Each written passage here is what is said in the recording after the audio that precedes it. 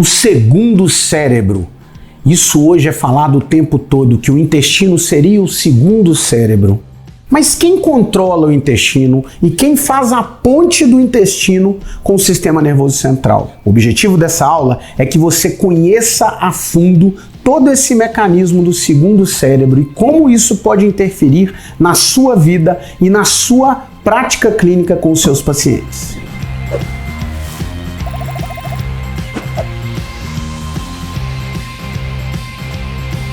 Eu sou Léo Sete, fisioterapeuta osteopata, e vou conduzi-los pelo maravilhoso mundo das interações do eixo intestino-cérebro. Se você é novo por aqui, não deixe de seguir esse canal. Esse canal foi criado com o objetivo de levar de forma gratuita para você conteúdo de altíssima qualidade para mudar a sua vida e aumentar os seus resultados clínicos. Para entendermos o segundo cérebro, primeiro eu gostaria de passar para vocês o entendimento de uma parte do sistema nervoso, chamado Sistema Nervoso Autônomo Entérico. Essa parte do sistema nervoso autônomo, chamada entérica, ela tem uma função muito interessante.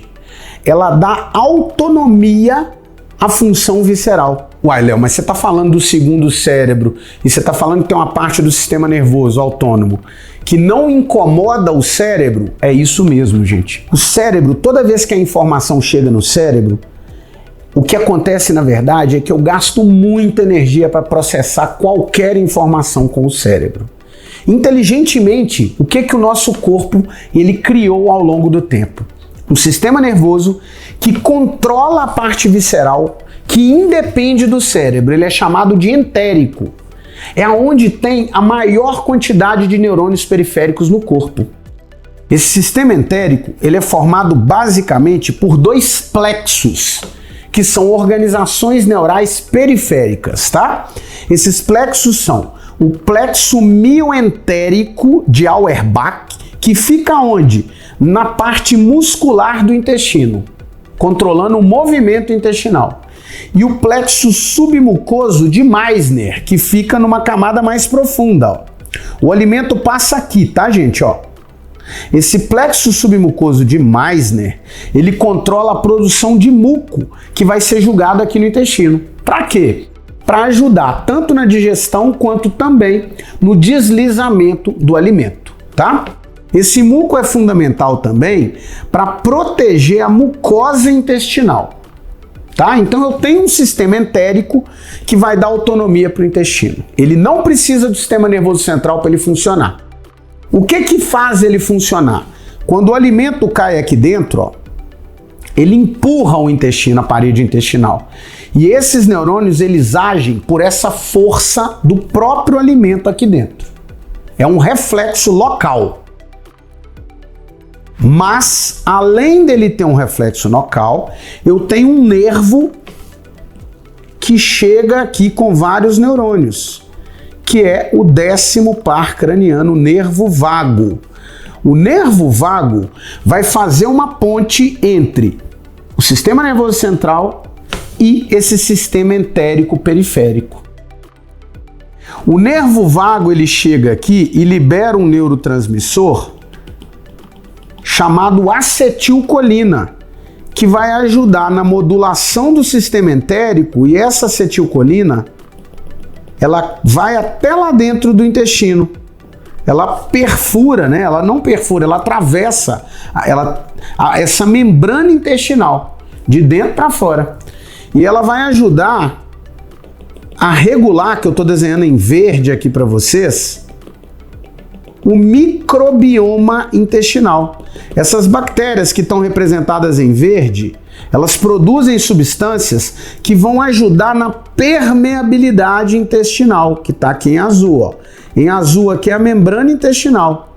Essa membrana intestinal, ela vai permitir entrada de alimento para dentro do corpo, que vai ser captada pelos vasos, né? Pela veia, principalmente a veia mesentérica superior, tá? Então esse alimento ele atravessa essa membrana azul. Porém, para atravessar essa membrana azul, a saúde dessa membrana está vinculada a esse microbioma intestinal. E esse microbioma, ele está vinculado à acetilcolina. É um dos fatores que ajudam a controlar, né, a colônia de bactéria no intestino. Então olha que interessante. Eu tenho, primeiro, um sistema entérico que ele é independente, porém, ele é modulado pelo vago. E o vago, quando chega aqui, libera acetilcolina, que é fundamental para a saúde do intestino, da microbiota intestinal, e ele age também, a acetilcolina, na permeabilidade de membrana. E os nutrientes que a bactéria produz, né, do fruto da vida dela, do metabolismo dela, são fundamentais para essa permeabilidade de membrana intestinal. Então a saúde dessa bactéria vai influenciar na permeabilidade da membrana. E essa membrana ela é seletiva, ela vai deixar entrar nutrientes para dentro do corpo. Esses nutrientes vão ser captados pela veia mesentérica superior. Cai no sangue e vai para o fígado. Depois de uma primeira filtragem no fígado, esse sangue passa pelo coração e vai para o pulmão, onde vai receber uma outra filtragem. Depois disso ele volta para o coração e ele sobe para todo o corpo. Ele vai para todo o corpo e sobe para o cérebro. E esse sangue, quando ele chega lá no meio do cérebro, ele tem uma outra membrana de tecidos ali no próprio vaso, que deixa entrar alguns vasos para nutrir os neurônios e as células gliais do cérebro. Essa membrana cerebral, ela é fundamental e ela é mais rigorosa para não deixar passar qualquer coisa para dentro do cérebro.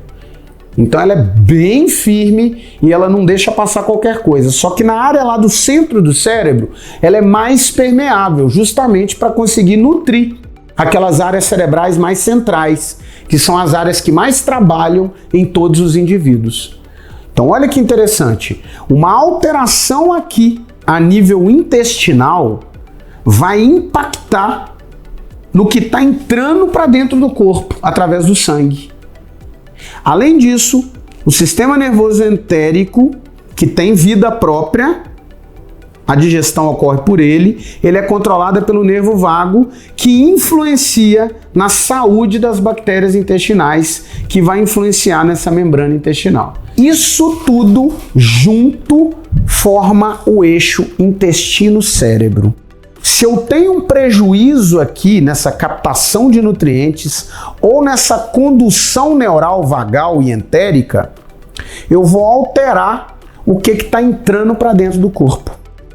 E se isso chega até o cérebro, eu começo a atrapalhar as funções das áreas cerebrais. Por exemplo, se essa permeabilidade fica falha por causa de uma microbiota intestinal alterada, o sangue que chega até o cérebro, ele vai chegar com uma quantidade de nutrientes mais irritativos, que vão irritar os neurônios do cérebro, alterando a função de neurônios lá da parte mais central do cérebro, que são chamados também de clube rico. Por quê? Porque eles participam de várias funções cerebrais, tanto a nível de controle interno do corpo, como por exemplo, pressão arterial, glicose e outros vários fatores de controle interno, quanto a nível de respostas externas, tanto a nível de movimento, respostas, por exemplo, como produção de memória, produções emocionais.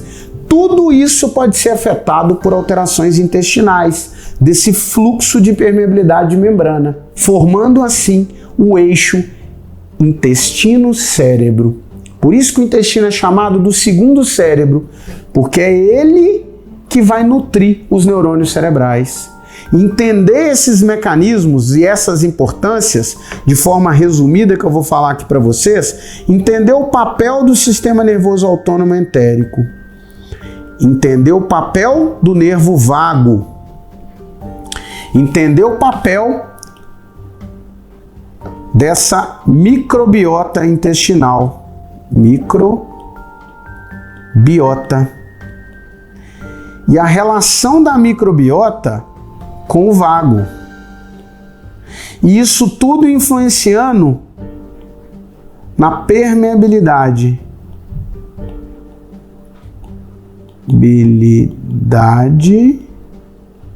da membrana intestinal, que é essa que a gente colocou aqui, ó, que eu desenhei de azul para vocês.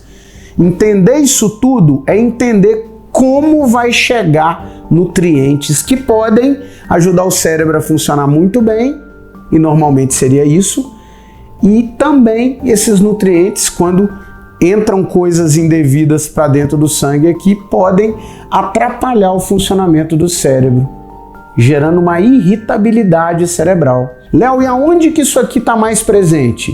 Em indivíduos com doenças crônicas. Seja ela a doença que for, eu posso ter uma alteração de permeabilidade cerebral. Por exemplo, uma hipertensão arterial. Claro que tem fatores genéticos, de hábitos de vida e etc. Mas pode estar relacionado aos centros de controle interoceptivos do corpo, que estão lá na meiuca do cérebro, áreas do cérebro fundamentais, podem estar sofrendo alterações de funcionamento por alterações da microbiota. Outros fatores, por exemplo, doenças inflamatórias reumatológicas, ou seja, uma inflamação excessiva por causa de uma alteração de controle central desse eixo intestino-cérebro. Outras coisas, doenças crônicas, dores crônicas, por exemplo, fibromialgia. Dor crônica em qualquer lugar do corpo pode vir por um excesso de excitação cerebral por causa desse eixo intestino-cérebro. Uma abordagem interdisciplinar com nutricionista, nutrólogo, fisioterapeuta e outros profissionais da área de saúde pode ser extremamente benéfica, controlando essa microbiota intestinal, ajudando na modulação do sistema nervoso autônomo, isso tudo, ajudando a controlar sono, isso tudo junto pode ajudar muito numa saúde desse sistema, desse eixo intestino-cérebro, que é fundamental para o controle, tanto do controle interno do corpo, quanto do controle das respostas à estimulação do mundo que a gente vive. Se você não deixou o like, não deixe de deixar o like nessa aula que foi feita para você, com o objetivo de entender esse funcionamento do eixo intestino-cérebro. Um grande abraço para você e até a próxima.